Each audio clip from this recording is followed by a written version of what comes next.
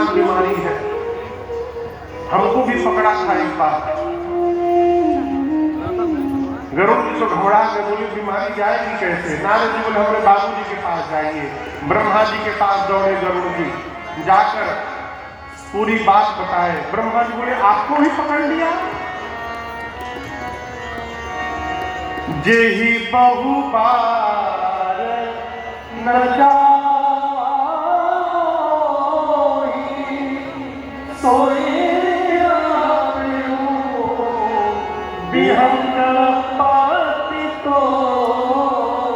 ब्रह्मा जी बोले जिसने मुझे कई बार नचाया है उसी बीमारी ने आपको भी पकड़ा है गरुड़ जी।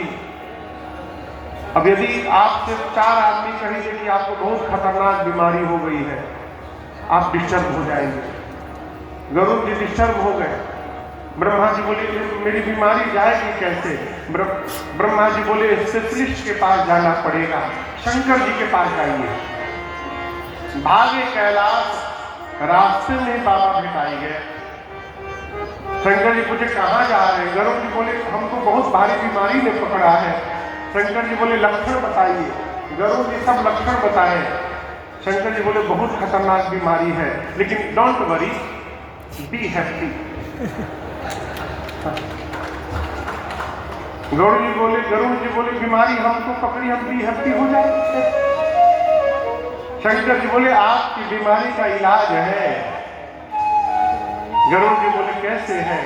शंकर जी बोले जब लंबे समय तक आप सत्संग करेंगे ना, बहुत लंबे समय तक, तो आपका ये सारा संशय भ्रम समाप्त हो जाएगा। हमारे पास उतना टाइम नहीं है गरुड़ जी, लेकिन हम आपको एक ऐसी जगह भेज रहे हैं जहां पर 24 घंटा केवल भगवान की कथा होती है। वहां दूसरा कोई काम में नहीं है। तजी हरि भजन काज रही दूजा, वही जाइए कहाँ? नीलगिरी पर्वत जाइए। वहां कौआ है कागभूषुंडी जी, वो दिन रात कथा गाते हैं। सत्संग सुनिएगा, आपका भ्रम समाप्त हो जाएगा। पार्वती मैया ने तुरंत टोका शंकर जी को, कहा प्रभु एक मिनट, आप चाहते तो क्या गरुड़ जी का संशय समाप्त नहीं कर सकते थे? शंकर जी बोले कर सकता था। मैया बोली फिर किया क्यों नहीं? शंकर जी बोले देवी गरुड़ जी को मोह हुआ, ये घटना नहीं है।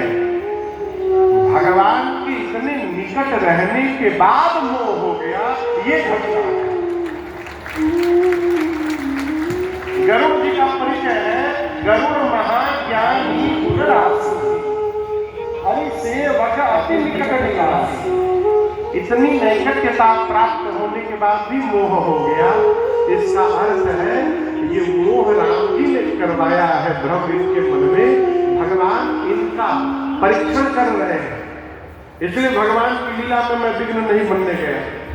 और दूसरी बात, गरुड़ जी पक्षी है, और जहां मैं भेजा हूं ना, वहां कथावाचक भी एक पक्षी है, तो पक्षी को पक्षी की भाषा ठीक से समझ में आएगी, इसलिए मैंने उनको भेजा।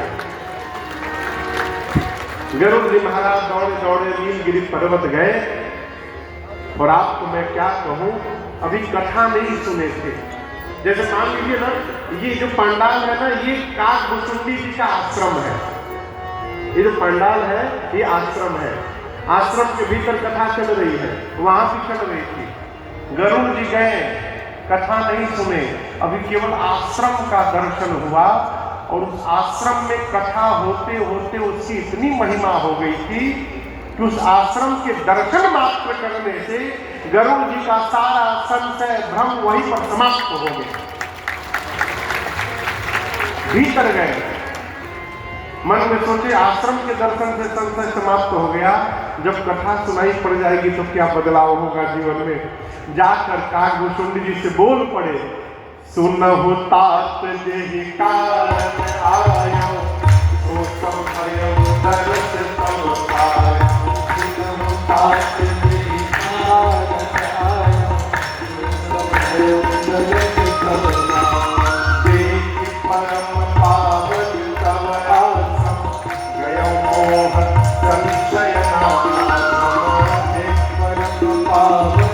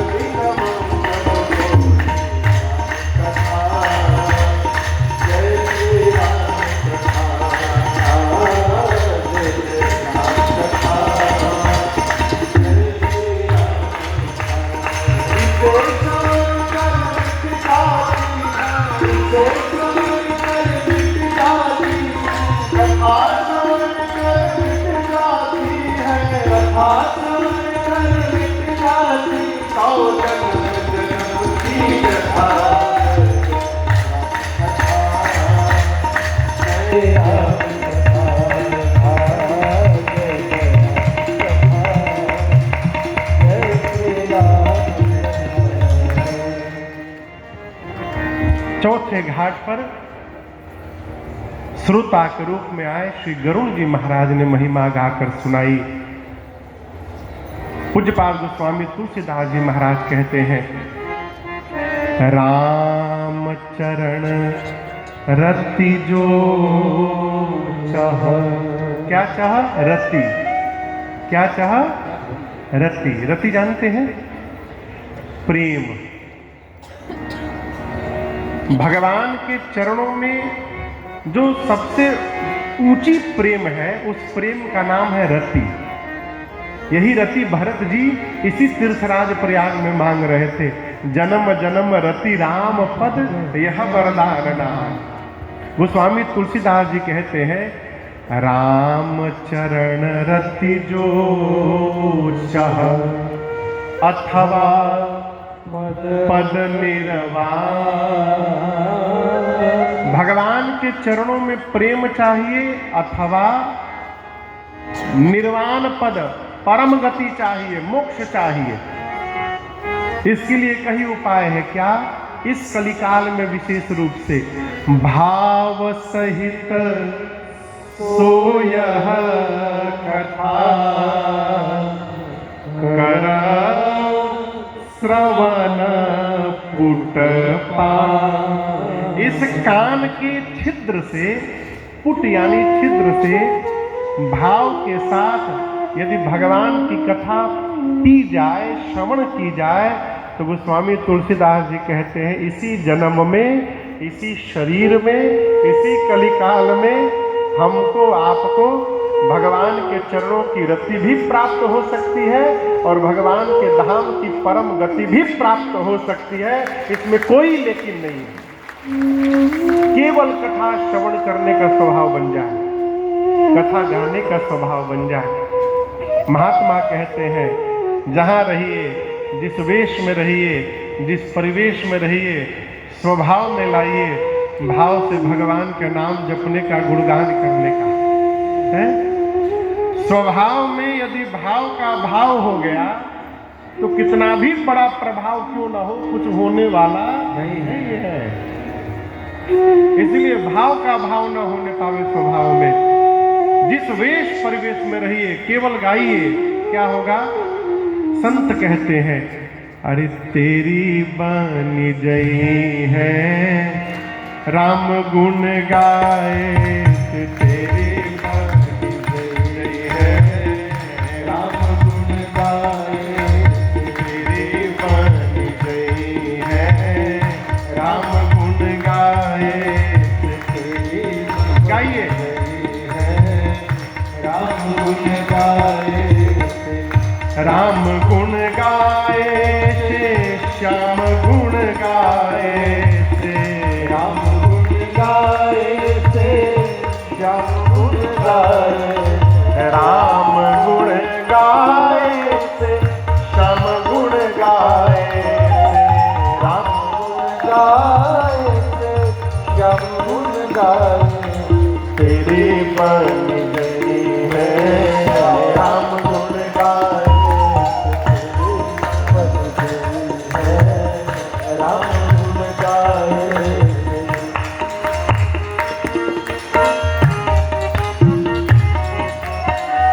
ध्रुव जी की बन गई, प्रहलाद जी की बन गई। ध्रुव जी की बन गई, प्रहलाद जी की बन गई। ध्रुव जी की बन गई, प्रहलाद जी की बन गई। ध्रुव जी की बन गई, प्रहलाद जी की बन गई। और द्रौपदी की बन गई, द्रौपदी की बन गई, चीर के बढ़ाए। राम गुण गाए, तेरी बन गई। राम गुण गाए।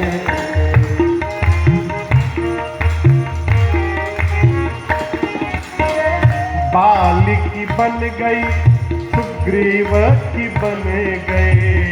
बाली की बन गई, सुग्रीव की बन गई। बाली की बन गई, सुग्रीव की बन गई। बाली की बन गई, सुग्रीव की बन गई। और हनुमत की बन गई, हनुमत की बन गई, सिया सुधी लाए। तेरे बन गई, राम गुण गाए, राम गुण गाए।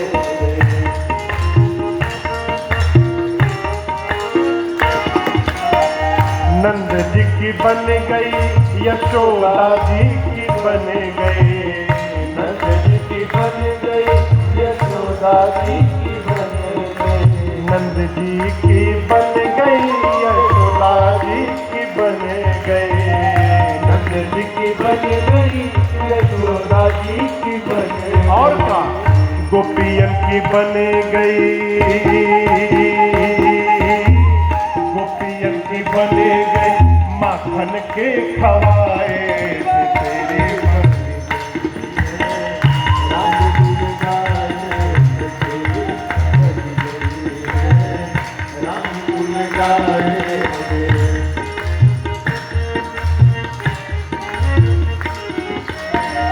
गज की बन गई और गीधर की बन गई। गज की बन गई, और गीधर की बन गई। गज की बन गई और गीधर की बन गई। गज की बन गई, और गीधर की बन गई। आनंद बाबू केवट की बन गई, केवट की बन गई, नाव पर चढ़ाए।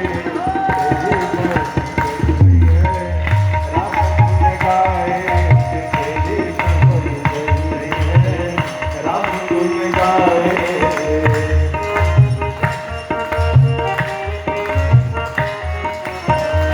मीरा की बन गई, सूर की बन गई।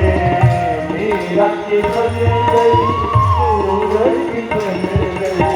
मिराज की बन गई और सूरज की बन गई। मिराज की बन गई, और सूरज की बन गई। और तुलसी की बन गई, तुलसी की बन गई, राम कथा गाए। राम गुण गाए, तेरी बन गई। राम गुण गाए।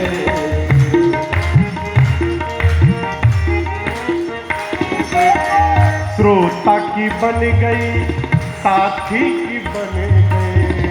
श्रोता की बन गई, और साथी की बन गई। श्रोता की बन गई और पंडित जी की बन गई। श्रोता की बन गई, और पंडित जी की बन गई। और क्या राजन की बन गई, राजन की बन गई, राम कथा गाए। तेरी बन गई है, राम गुण गाए, तेरी बन गई है। राम गुण गाए, तेरी बन गई है। राम गुण गाए, तेरी बन गई है। राम गुण गाए।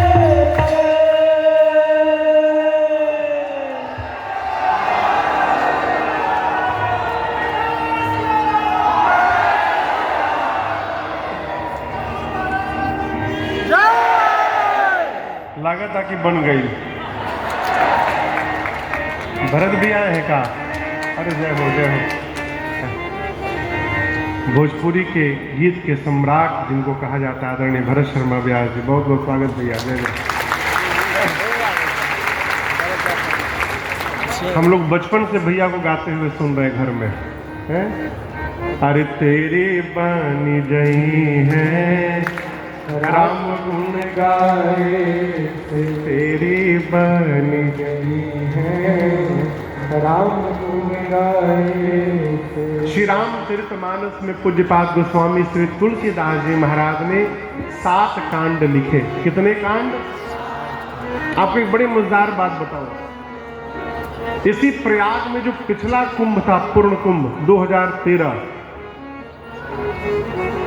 तो इसी प्रयाग के मेले में एक पुस्तक के दुकान पर मैं गया, ऐसे देखते हुए कोई पुस्तक ले लूं, तो बगल में एक माई आई और आकर मैया ने दुकान वाले से कहा रामचरितमानस है? तो दुकान वाले भैया बोले है। तो माई बोली एक तो दो। तो दुकान वाले भैया बोले 7 कांड वाला दे कि 8 कांड वाला? अब हम तो सुन के हिल गए, अरे हम तो आज तक 7 ही कांड जानते थे, ये 8 कांड कहां से आ गया? माई का उत्तर और अद्भुत था। माई बोली जब पैसे दे के लेना है तो नुकसान क्यों किया जाए, 8 कांड वाला दो। हम खड़े हो गए देखने के लिए, तो वो जो भैया पुस्तक दिए वो मुंबई से प्रकाशित ज्वाला प्रसाद जी के द्वारा, उसमें 7 कांड गोस्वामी जी वाले हैं और एक 8वां कांड लवकुश कांड क्षेपक है जोड़ा हुआ। लेकिन पूज्यपाद गोस्वामी श्री तुलसीदास जी महाराज ने 7 कांड लिखे। कितने कांड? नाम बोलिए। पहला कांड अयोध्या के बोलल है,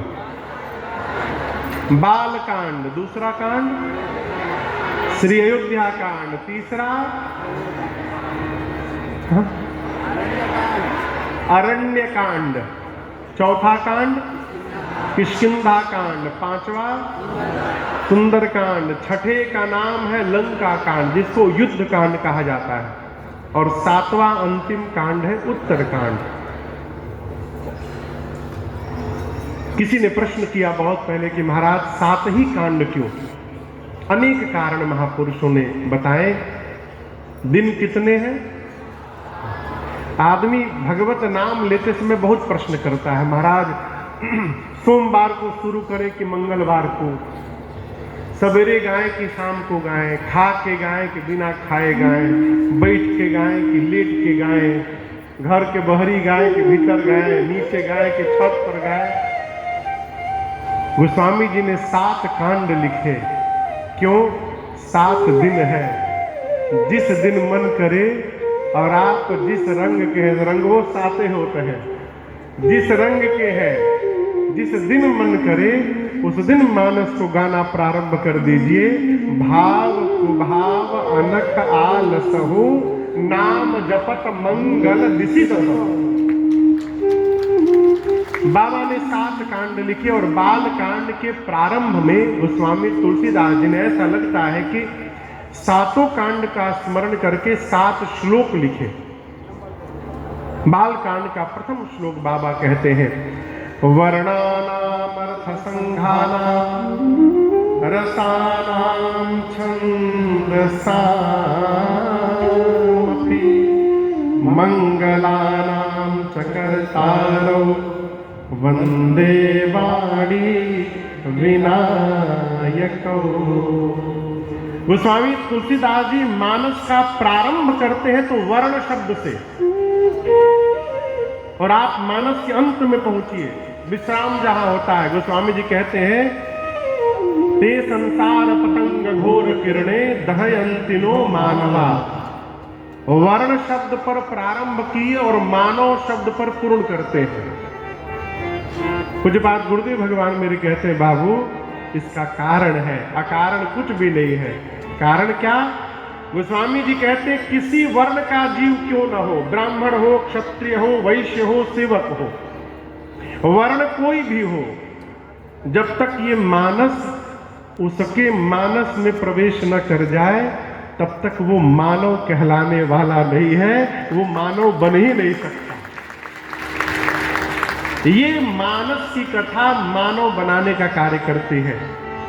एक श्लोक मैंने सुना है, आप लोग भी सुने होंगे, येषां न विद्यात् न तपो न दानम ज्ञानम न शीलम न गुणो न धर्मः ते मर्त्य लोके भूरिभार भूता मनुष्य रूपेण मृगाश्चरन्ति। जिसके पास न विद्या है, न तप है, न दान है, न ज्ञान है, न गुण है, न शील है, न धर्म है, इतना जिसके पास नहीं है वो इस मृत्यु लोक में भार है। ते मर्त्य लोके भूरिभार भूता, मनुष्य के रूप में पशुवत जी रहा है, वो मनुष्य कहलाने का अधिकारी नहीं है, वो पशु है। अंतर क्या है? पीछे पूंछ नहीं है, खोपड़ी में 2 सिंह नहीं निकला है, बस। इसके अलावा कोई उसके जीवन में अंतर होने वाला नहीं है। केवल शरीर होने से मानव थोड़ी कहलाएंगे, है? कई लोग कहते हैं भजन करते हैं महाराज, भजन करते हैं, हम भजनानंदी है। आप पूरा गांव से केस लड़ रहे हैं, ये कैसा भजन है? वो हम लोग एक पद गाते हैं, उसका मैं मुखड़ा सुनाऊं। भजन है क्या? कहीं देख दुखिया गर दुखी तेरा मन है, यही तो भजन है, यही तो भजन है। ये भजन है। हम स्वयं 80 साल के हैं, लाठी लेके चल रहे हैं, हमारे सामने कोई लड़खड़ा कर गिर गया, अब हम परेशान। कोई गिर गया है, मैं कैसे उठाऊं? क्यों महाराज? उठाने से पहले स्वयं गिर न जाऊं। कोई बात नहीं, घबराइए मत। वो रोता है और यदि तेरे मन में रुदन है, यही तो भजन है, यही तो भजन है। ये भगवान की कथा जीव को दया से, सत्कर्म से, परमार्थ से, परहित से भर करके अब पशुवत जीवन जीने वाले को भी मानवता से परिपूर्ण कर देती है। ये राम जी की कथा है। पहले श्लोक में पूज्यपाद गोस्वामी तुलसीदास जी ने एक ही साथ मां सरस्वती और गणपति भगवान को वंदन किया। वंदे वाणी विनायको, आप दोनों मिलकर कृपा करिए। दूसरे श्लोक में एक साथ भगवान शंकर और मां पार्वती का वंदन किया। भवानी शंकरौ वंदे श्रद्धा विश्वास रूपिणौ। कौन? पार्वती शंकर जी, जो श्रद्धा और विश्वास के प्रतिमूर्ति है। देखिए आप लोग कुंभ क्षेत्र में आए हैं, मेरी आपसे प्रार्थना है, पूरे मेला में घूमिए और दोष देखने का स्वभाव न लाइए। कहीं दोष दिखाई भी दे रहा हो ना, वहां आंख बंद करके निकल जाइए, देखिए ना। ये मेला जो है ये दोष देखने के लिए नहीं है, ये मेला धर्म देखने के लिए है, भगवत जप देखने के लिए है, सत्संग सुनने के लिए है, परमार्थ के लिए है। कई लोग यहां भी आकर यहां कैसे रह पाएंगे हम? अरे जब इतने 5 स्टार में रहना है तो आने की आवश्यकता क्यों थी? यहाँ पर घरे रहते हैं। यहाँ कमी ना देखिए, यहाँ जो कुछ भी प्राप्त हो रहा है उसको भगवान की कृपा समझिए और आनंद में बने रहिए। जिस मनुष्य के पास इन 3 वस्तुओं का अभाव हो जाए, वो पीएचडी करने के बाद भी इस मानस को समझने में सक्षम नहीं हो सकता। इस बात को मैं पुनः कह रहा हूं, आप डॉक्टरेट पे डॉक्टरेट प्राप्त कर लीजिए, कितने भी बड़े विद्वान क्यों न हो जाइए, यदि आपके जीवन में इन 3 वस्तुओं का अभाव है, प्रकाश भैया भैया 3 वस्तुओं का अभाव है, तो आपको मानस जी समझ में आने वाली नहीं है। क्या आप जानते हो 3 वस्तु क्या है? वो स्वामी जी कह रहे हैं, जे श्रद्धा संबल रहित, जिस मनुष्य के पास श्रद्धा की पूंजी नहीं है। दूसरा, नहीं संतन कर साथ, संतों का संग नहीं है, उस जीव को ये मानस जी समझ में आने वाली नहीं है। तीन कहूं मानस अगम अति, तीसरा, जिनहि न प्रिय रघुनाथ, जिनको रघुनाथ जी से प्रेम नहीं है, जिसके पास श्रद्धा नहीं है, जिसका जीवन में संतों का संग नहीं है और जिसको राम जी में प्रेम नहीं है, उसको मानव जी समझ में आने वाली नहीं है। श्रद्धा समझा रहा हूं आपको, श्रद्धा क्या है? श्रद्धा क्या है?